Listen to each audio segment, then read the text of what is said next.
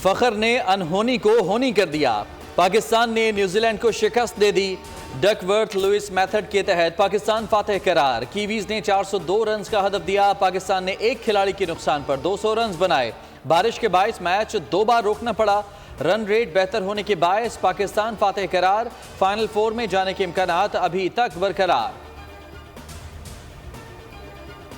उम्मीद भी थी हमें और शुक्र है डीएलएस ने बचा लिया हमें। बहुत बहुत मुबारक हो फखर जमान को हमारी तरफ से। इंशाल्लाह पाकिस्तान अगला मैच भी जीतेगा और वर्ल्ड कप पाकिस्तान में लेकर आएगा इंशाल्लाह। फखर जमान जो है वो नाइस, सबको छक्के छक्के। माशाल्लाह माशाल्लाह आज बहुत अच्छा खेला है।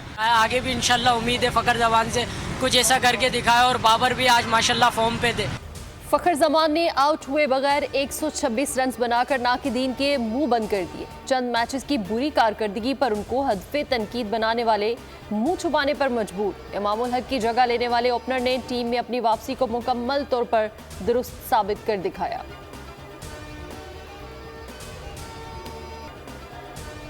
हदफ का ताक़ुब कर लेंगे, खुद पर यकीन था। कप्तान बाबर आजम की गुफ्तगू।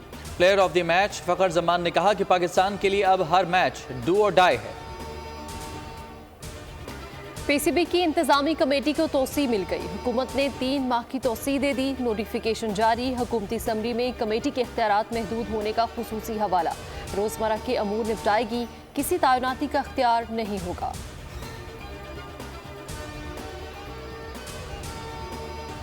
इंग्लैंड सेमीफाइनल की दौड़ से आउट। ऑस्ट्रेलिया ने इंग्लिश टीम को 33 रन से हरा दिया। 287 रन के ताक़ुब में इंग्लैंड की टीम 253 रन बना सकी।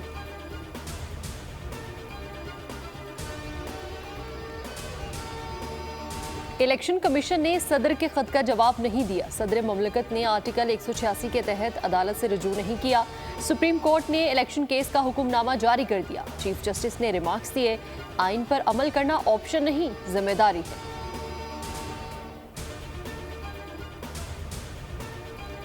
मियांवाली में पाक फिजाइया के ट्रेनिंग बेस पर हमला नाकाम। 9 हमलावर जहन्नुम वासल। क्लियरेंस ऑपरेशन मुकम्मल। ISPR के मुताबिक तमाम दिफाई असासे महफूज रहे। 3 ग्राउंड तैयारों को मामूली नुकसान पहुंचा। निगरान वजीर आजम की हमले की मजम्मत। पाकिस्तान में दहशतगर्दी के वाकयात पर भारत की बदनाम ज़माना खुफिया एजेंसी रॉ के साथ सियासी जमात से जुड़े सोशल मीडिया अकाउंट्स का जश्न। मियांवाली हमले को सानहा 9 मई से तशबीह देने लगे। शोहदा की बेहुरमती और हर्जा सराई करने वालों का पाकिस्तान दुश्मन चेहरा बेनकाब हो गया।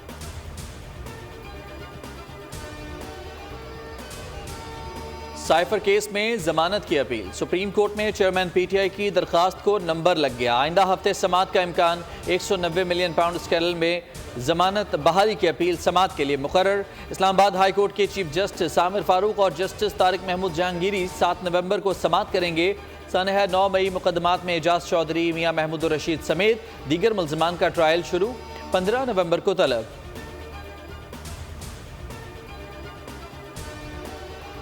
फवाद चौधरी पर रैली निकालने और सड़कें ब्लॉक करने का इल्ज़ाम। गिरफ्तारी इस्लामाबाद में एक घर से हुई। अहलिया के मुताबिक फवाद चौधरी को सादा लिबास में अफराद और पुलिस अपने साथ ले गई। भाई फराज चौधरी कहते हैं कि फवाद को कहाँ मुंतकिल किया गया कुछ मालूम नहीं।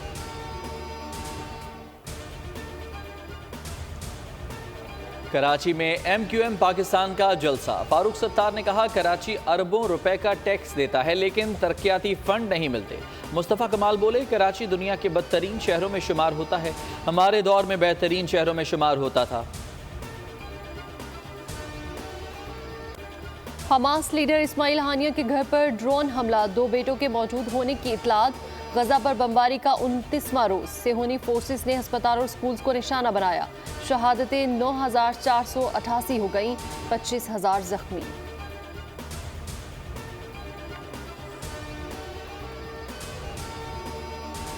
टैक्स वसूली में कोई रुकावट कबूल नहीं। IMF ने अगली किस्त के लिए शराइत सख्त कर दी। महसूलात का हदफ कैसे पूरा होगा, प्लान भी मांग लिया।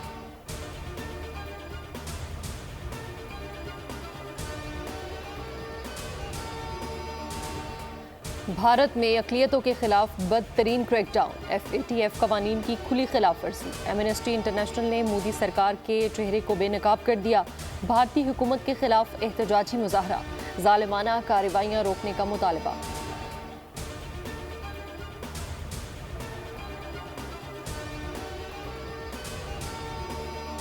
कानून के रखवाले कानून की धज्जियां उड़ाने लगे। कराची में कस्टम अफसरान खुद नॉन कस्टम पेड गाड़ियों की मुबैना तौर पर फरोख्त और छीनने में मुलविस निकले।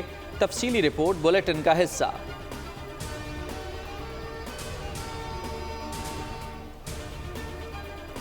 सऊदी अरब में सजी सूफियाना शाम, हजारों पाकिस्तानी शरीक, नामवर पाकिस्तानी गुलकारों ने अपनी आवाज़ से हाजरीन को सहर में जकड़ लिया। मज़ाहिया फनकारों ने खूब चुटकुले छोड़े। महाफिज दुश्मन बन गया। मार्वल की नई सीरीज इको का ट्रेलर जारी। एक्शन से भरपूर सीरीज 10 जनवरी को रिलीज होगी।